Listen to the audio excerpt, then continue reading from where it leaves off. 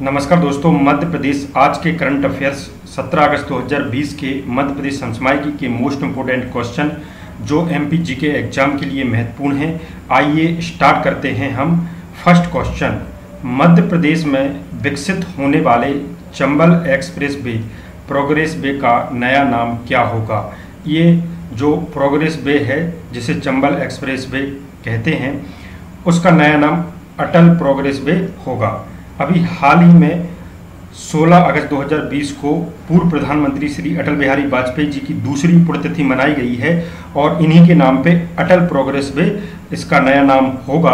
और अटल बिहारी वाजपेयी के जन्म दिवस 25 दिसंबर को सुशासन दिवस के रूप में भी मनाया जाता है। यह घोषणा हमारे सीएम शिवराज सिंह चौहान द्वारा की गई है। और आइए जानते हैं हम श्री वाजपेयी जी के बारे में कुछ महत्वपूर्ण तथ्य। और वाजपेयी जी का जन्म 25 दिसंबर 1924 को मध्य प्रदेश के ग्वालियर में हुआ। 1994 में उन्हें भारत का सर्वश्रेष्ठ सांसद चुना गया था। वह लोकसभा में 9 बार तथा राज्यसभा में 2 बार चुनकर गए। और अटल बिहारी वाजपेयी जी 16 मई से 1 जून 1996 तक प्रथम बार प्रधानमंत्री रहे भारत के, और 19 मार्च 1998 से 22 मई 2004 तक भारत के प्रधानमंत्री रहे। वे हिंदी कवि, पत्रकार व प्रखर वक्ता भी हैं। वाजपेयी राष्ट्रीय जनतांत्रिक गठबंधन राजग सरकार के पहले प्रधानमंत्री थे जिन्होंने गैर कांग्रेसी प्रधानमंत्री पद के 5 साल बिना किसी समस्या के पूरे किए। और इन्हें पद्म विभूषण 1992 में दिया गया था और भारत रत्न 2015 में दिया गया था। मध्य प्रदेश सरकार द्वारा रुक जाना नहीं योजना चलाई जा रही है। इस योजना के बारे में कौन सा विकल्प असत्य है, चुनिए। तो इसके बारे में सबसे पहले हम देखते हैं पहला विकल्प, मध्य प्रदेश बोर्ड की 10वीं और 12वीं में फेल हुए करीब 1.5 लाख बच्चे 17 अगस्त 2020 से शुरू हो रही रुक जाना नहीं योजना के तहत परीक्षा देंगे। ये बिल्कुल सही है। और रुक जाना नहीं योजना वर्ष 2018 में प्रारंभ की गई थी, शुरू की गई थी। ये बिल्कुल गलत है, ये 2016 में शुरू की गई थी। तो आपके तीसरा और चौथा विकल्प अपने आप सही हो जाता है। रुक जाना नहीं योजना की परीक्षा साल में 2 बार आयोजित की जाती है, बिल्कुल ये सही है। मध्य प्रदेश राज्य ओपन मुक्त स्कूल शिक्षा बोर्ड द्वारा 10वीं और 12वीं की परीक्षा आयोजित की जाती है रुक जाना नहीं योजना के अंतर्गत।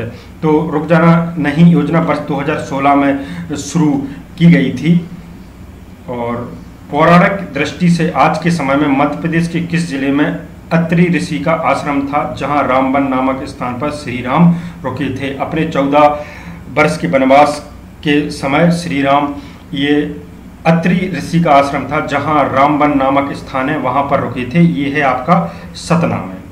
तो हम देखते हैं असल में क्या है कि मध्य प्रदेश शासन राम वन गमन पथ बनाने जा रही है, ऐसी घोषणा वैसे कमलनाथ जी ने भी बहुत इसका जोर डाला लेकिन नहीं बन पाया। तो जो राम वन गमन पथ बनेगा वो निम्न स्थानों से गुजरेगा, जैसे चित्रकूट का स्थल काफी विस्तृत था। भगवान श्री राम आज के मध्य प्रदेश के चित्रकूट के कई हिस्सों में रुके थे। वहीं दूसरे नंबर पे आता है सतना। सतना में अत्रि ऋषि का आश्रम था जहां रामबन नामक स्थान पर श्री राम रुके थे, भगवान श्री राम रुके थे। यहीं अत्रि ऋषि की पत्नी अनुसुईया ने सीता जी को दिव्य वस्त्र प्रदान किए थे। और शहडोल की बात करें, पुराने शहडोल की, तो अमरकंटक अब जो कि अनूपपुर जिला में है, जबलपुर शहडोल होते हुए भगवान श्री राम अमरकंटक गए थे। और ये सरगुजा में सीता कुंड भी है, ये तो छत्तीसगढ़ में पड़ता है आपका। तो ये थे कुछ फैक्ट। मध्य प्रदेश में गंदगी भारत छोड़ो मध्य प्रदेश अभियान का शुभारंभ कहाँ से किया गया है। अभी हाल ही में गंदगी भारत छोड़ो मध्य प्रदेश अभियान का जो शुभारंभ किया गया है वो सागर से किया गया है। नगरीय विकास एवं आवास मंत्री भूपेंद्र सिंह ने 16 अगस्त 2020 को सागर से मध्य प्रदेश में गंदगी भारत छोड़ो मध्य प्रदेश अभियान का शुभारंभ किया। और यह अभियान 16 से 30 अगस्त 2020 तक चलाया जाना है। और इस अभियान में पहली बार कारणों का मूल्यांकन, शहरों की रैंकिंग भी दी जाएगी। मध्य प्रदेश सरकार द्वारा अवार्ड दिया जाएगा और पहली बार इस तरह से ऐसी रैंकिंग देने जा रही है मध्य प्रदेश शासन। और मध्य प्रदेश का पहला एनिमल कार्कस प्लांट कहाँ लगाया गया है। मध्य प्रदेश का पहला एनिमल कार्कस प्लांट जो लगाया गया है वह सागर में लगाया गया है। नेक्स्ट क्वेश्चन देखते हैं हम।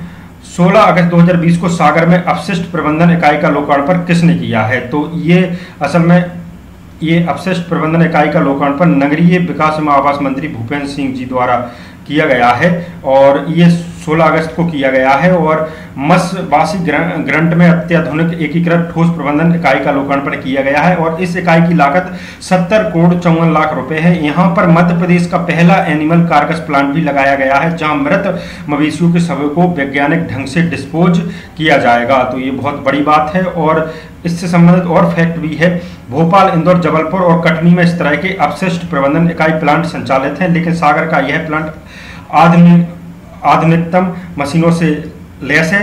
प्लांट में सागर नगर निगम सहित जिले के 10 नगरीय निकाय खुरई, मकरोनिया, राहतगढ़, बीना, देवरी, बंडा, गढ़कोटा, रहेली, शाहपुर, साहेगढ़ से निकलने वाले कचरे का निष्पादन किया जाएगा और जैविक खाद तैयार की जाएगी। प्लांट संक्रामक बीमारियों से रोकथाम और सागर को कचरा मुक्त करने में महत्वपूर्ण भूमिका निभाने वाला है।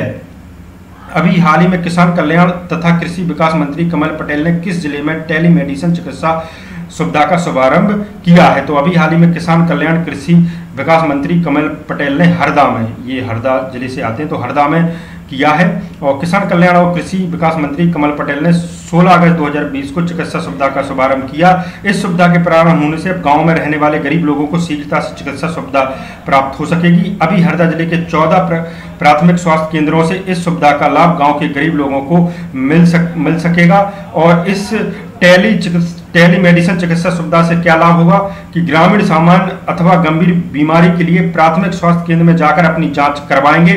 आवश्यकता अनुसार मरीज एवं डॉक्टर वीडियो कॉन्फ्रेंस के द्वारा जिला चिकित्सालय के डॉक्टरों से संपर्क करेंगे और डॉक्टरों के दिए गए परामर्श के अनुसार ग्रामीणों को प्राथमिक स्वास्थ्य केंद्र से ही दवाइयां उपलब्ध कराएंगे। इससे ग्रामीणों को शहरों की ओर भागना नहीं पड़ेगा। हम बात करते हैं एमपी करंट अफेयर्स एक पंक्ति प्रश्नावली की। तो इसमें पहला क्वेश्चन है कि अटल जी की भव्य और दिव्य प्रतिमा कहाँ स्थापित की जाएगी? तो ये भोपाल में स्थापित की जाएगी। और दूसरा क्वेश्चन आता है आपकी, कोरोना बचाव के लिए प्रदेश में चलाए गए एक मास्क अनेक जिंदगी अभियान के तहत कितने लाख लोगों को निःशुल्क मास्क वितरित किए गए हैं? तो 5 लाख लोगों को निःशुल्क मास्क वितरित किए गए हैं। मादक पदार्थों के मामलों में निराकरण के लिए टास्क फोर्स का गठन कहाँ किया जाएगा? तो ये इंदौर में किया जाएगा। हम नेक्स्ट पेज देखते हैं वन लाइनर फैक्ट का।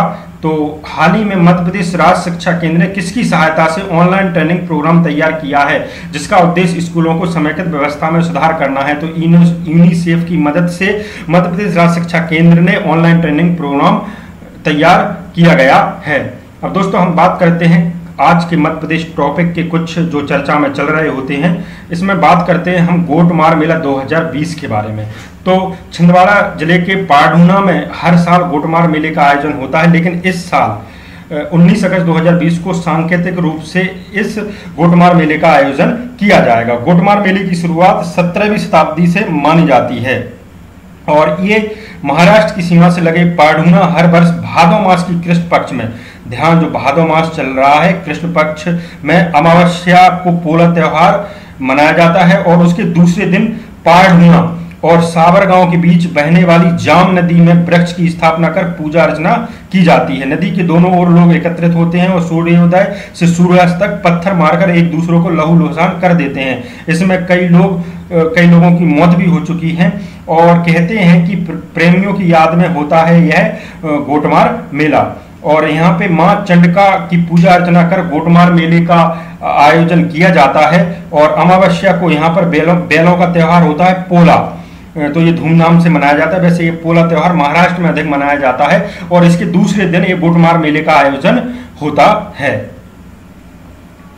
और दोस्तों अब आने वाले समय में हम इसमें एमपीजीके के टॉप 5 सिलेक्शन एमसीक्यू भी शामिल किया करेंगे। और आपको पिछले वीडियो का ये क्वेश्चन पूछा गया था कि मध्य प्रदेश में कोरोना संक्रमण की चेन तोड़ने के लिए किल कोरोना अभियान कब से कब तक चलाया गया? तो ये जो किल कोरोना अभियान चलाया गया है आपका 1 से 31 जुलाई 2020 तक चलाया गया है। वैसे पहले जो घोषणा की थी शासन ने 1 से 15 जुलाई तक की थी, लेकिन ये बाद में बढ़ गया था, तो 1 से 31 जुलाई तक किल कोरोना अभियान ये का चलाया गया है मध्य प्रदेश में। और बात करेंगे हम आज के क्वेश्चन की, और ये आपके पूर्व प्रधानमंत्री स्वर्गीय अटल बिहारी वाजपेयी के पिताजी का नाम क्या था? तो महेश बिहारी वाजपेयी, कृष्ण बिहारी वाजपेयी, राम बिहारी, नरेश बिहारी वाजपेयी में से एक आपका सही है, जो आंसर आपको कमेंट करके बताना है दोस्तों। और ये पिताजी का पूछने का हमारा पर्पज है, क्योंकि एक बार पूछा गया था, एग्जाम में पूछा गया था कि तानसेन के पिताजी का क्या नाम था। तो उसी तर्ज पर जो भी हमारे महान हस्ती हैं मध्य प्रदेश की, तो उससे क्वेश्चन पूछा जा सकता है, उनका ध्यान रखिएगा आप, और इसका आंसर आप कमेंट में दीजिएगा दोस्तों। और हम इस वीडियो में और कुछ इम्प्लीमेंट भी करेंगे दोस्तों, आपको डेली इसकी एमसीक्यू प्रैक्टिस मिल सके, कि भविष्य में आप एक मंथली के बाद आप उसकी प्रैक्टिस कर सकें। और ऑनलाइन प्रैक्टिस भी हम लॉन्च करने वाले हैं इसका। और दोस्तों ये वीडियो हमें आप शेयर ज़रूर कर दिया करें, मतलब आप किसी को, अपने दोस्तों को शेयर कर दिया करो दोस्तों। इससे क्या होगा कि ये जो वीडियो है वह और इम्प्लीमेंट होगा। और हमारा यह वीडियो देखने के लिए बहुत बहुत धन्यवाद दोस्तों। Thank you.